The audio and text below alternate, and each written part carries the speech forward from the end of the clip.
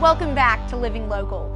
When it comes to home purchases, it's easy to assume that you'll have a harder time selling or buying a house in the winter.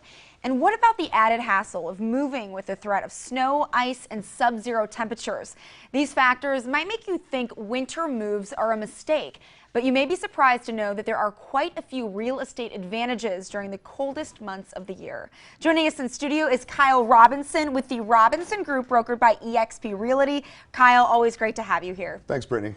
So how can a seller benefit from listing their home in the winter? Well, I'd say there's really two things that I would look at. The fact that there's not a lot of inventory on during the winter, because there's a lot of sellers that think that maybe by listing in the spring they're going to have more buyers out there. Well, at that time there's also more listings out there, so that creates a little bit more competition. So I can say that low inventory can definitely be an advantage. And then also there's a lot of the people that are searching during the wintertime, that being the buyers, are typically pretty motivated. Don't get me wrong, you probably have buyers out there looking for deals, but there's a lot of people that still need to relocate into this area. John Deere, Alcoa, there's a lot of different reasons why people are coming to this area at any given time. So at those points, I think that a seller, there's never a bad time to list, and sometimes with low inventory, it can certainly be an advantage. Right, that's such a great point. When people are relocating, they need a house then, and it doesn't really depend on the season. If they're moving in the winter, they need a house in the winter, so definitely take advantage there. Now, what tips do you have for sellers if they are listing their house during the winter? One thing I would say is definitely be prepared. You never know when somebody's going to call, and it only takes one person to buy your home. So I think that's the one thing. I think sometimes sellers, when they have their homes on in the market in the winter, they think, oh, I'm probably not going to have too many showings. Well, you never know. Somebody might be coming into town, and maybe their family member who's an influencer in their decisions is coming to town. So really, I think that we had this argument with our team this week of whether or not we should do open houses before Christmas. Well, I said, you know what, if you're interested in doing it, certainly do that, because you never know. Maybe these influencers will be coming in town, and they're going to help these people make these decisions. So we definitely want to be prepared and ready for that. That's so important to point out. Now, on the flip side, let's talk about the buyers. How can a buyer benefit from purchasing their home in the wintertime? Well, I would say one of the biggest benefits is a lot of other buyers, you know, let's say we get to Thanksgiving time, they're putting their home search off until spring. Well, I can tell you this, your dream home could come on at any given moment. So that's one thing. There might be a smaller buyer pool, which may make it not so competitive, especially on the Iowa side of the river, where we saw a lot of competing offers this year. And do you have any advice for buyers if they are on the home search during the winter months? Yeah, 100%. I think that they just need to be prepared and ready to make sure they keep their pre-approval ready, because it's one of those things that your right house could come on the market at any given time, and just keep an eye out for that. I will say this, and it's not true across the board, but sometimes when sellers do have homes on the market in the winter, they might be a little bit more motivated than some.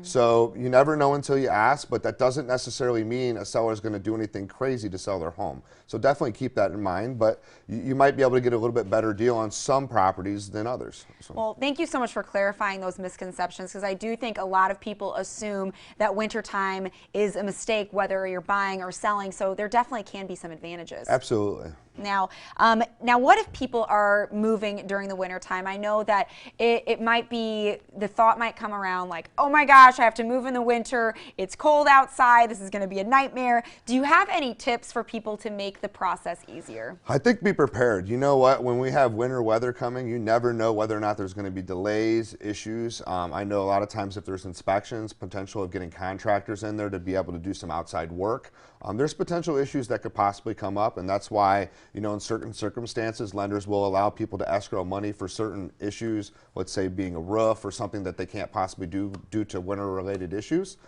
So that's something to definitely keep in mind. Just be patient, but definitely be alert, you know, because the thing is like I said, in any given moment, the right house could come on the market.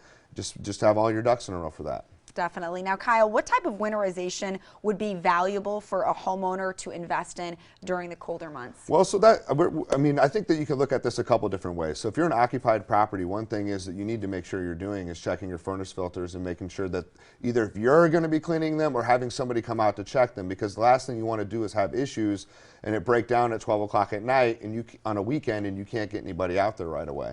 So definitely be conscientious and definitely do maintenance to your equipment. Another thing to keep in mind for vacant properties is, you know, just because the furnace is working today when you left doesn't mean it's going to be working tomorrow. So be conscientious of water. Certainly we would like to see the water turned off. Typically at the main we do that, but sometimes in circumstances where the furnace isn't on, have the city come out or whatever water company you're dealing with shut the water off, because the last thing we want to do is walk into a home that's full of water in the basement, and that happens 100%. My company or my team, we use a winterization form. So we make sure that all of our sellers are aware that have vacant homes, that there's a possibility that things can happen, and we want to prepare and make them aware of the issues that can happen. So it's very important to make sure you have those conversations with sellers. Right. It's so very valuable to just take the time to do those maintenance things now, because if you don't, it really could lead to a catastrophic problem down the road. 100%. Now, Kyle, as people are out there, if they're considering listing their home or buying during the winter time, there are options out there for them to work with real estate agents. Can you tell us maybe what makes the Robinson Group stand out above the rest, and what you guys offer people? Well, the thing is, the thing I tell my team is the thing that to become a successful realtor is to show up on time, to follow up, and to listen. I think those are the things that we really, really do well. We're not one to walk into a home and say, oh, they've got gray walls, brand new carpet, this looks like a great house. We're actually going through, listening to what they're actually looking for and making sure that we provide value. That's the problem. I think a lot of people think as realtors as just gatekeepers. They're the ones with the key. Well, we need to be much more than that. We need to be knowledgeable. We need to explain to them how situations work, what they need to be concerned about. And if we work on a lot of these issues on the front end, we're not going to have issues in the back end. I'd rather be proactive than reactive, whereas I see a lot of realtors struggle to have those conversations up front when they know there's going to be issues in the back end. Just have the conversations up front, and it's going to make the buyer and the seller so much more happier, and that's what's going to allow you to get those referrals, and that's what we work off of.